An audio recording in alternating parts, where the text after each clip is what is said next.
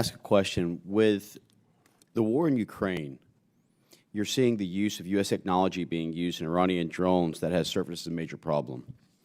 And Russia is now using these Iranian drones with deadly effect in Ukraine against the civilians.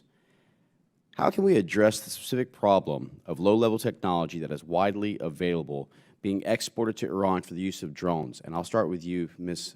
Nikakter. One of the issues we have in the export administration regulations is this lack of a see-through rule, right? And so if you have technology that's embedded in something else, and if it doesn't meet this de minimis standard, then it really doesn't require a license. And that's how a lot of the things that we're getting to China is falling to our adversaries. Now, if items aren't controlled, right, we need to potentially, it's a really great question, we need to potentially really look at what that technology might be capable of, even if it's not controlled. Of course, advocate for controls, but then really think about whether we want to put in policies in place specifically for China, knowing that China has this massive, you all don't need me to tell you this, but China has a massive history of divergence, right? Diversion, where everything you send to it essentially goes to some malign actor. You can bet on it. So it's a broad solution, but depending on whether it's controlled or not, we can legally impose restrictions on what's going there. Thank you.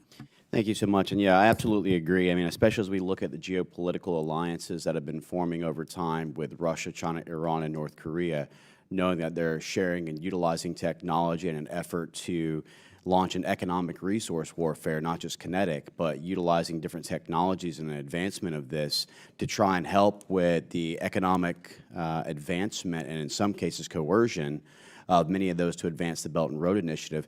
This same question, staying on topic, I'd like to ask you as well, Mr. Coonan. Yes, sir. I think another important element of the problem that we have is China's probably one of their major suppliers, in that the end-use checks agreement that we have between the U.S. and China is largely inadequate, if not totally inadequate. We only have one export control officer to do the verification, so that if we want to follow up on any export to China after it's been made, and it's unique to China, it's not like this with any of our other trading partners. So they only have one export control officer on mainland China to do any post-shipment verification checks. When I did a research paper on this for the Secretary of Defense, they were averaging 55 checks per year. I think it's even gone down because they were refusing them last year until we put them on the unverified list and then moved them over to the entity list, which was a good thing, but it just shows how difficult that problem is. So there's no mechanism in place to ultimately check who's the ultimate end user. So it invites diversion to internally within China or to North Korea or to, in the case that you just offered, Iran. May I add a point? It's a really yes, important please. point, and I want to tease it out. And I want something for this committee to know. The end-use checks in China are authorized by MOFCOM. When I was at the International Trade Administration at the Commerce Department, it's MOFCOM who also audits our trade checks to ensure compliance.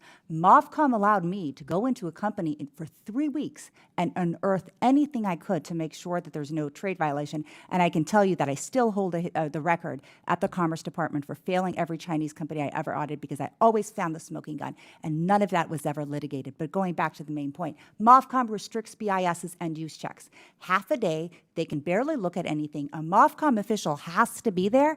And we're saying, and then we were just talking about how much China is responsible for diversion. Mr. Wolf says we need to give BIS more money. Okay, maybe I can see some arguments for that having merit, but you give the end-use check people more money. There are not, how many people do you think you can put in China, even if you had one person at every single company, there is no way they could find all the ways that China, and they're very sneaky, misuse and divert and exploit our export control rules. So let's be pragmatic and realistic about this. No matter how many people you put there, we're not going to catch what they're doing. And in my last 20-plus seconds, I want to stay with you on this, Ms. Nikakter. The de minimis rule threshold for China is 25%, substantially higher than the other adversaries like Iran, North Korea, Cuba, and those I had mentioned previously. What does that mean, and what should it be? It basically means that you can just, you take a gaming computer with exquisite semiconductor chips, you send that to China, no license, China sends it to Russia, they take all of it out, right? It's absurd we're doing.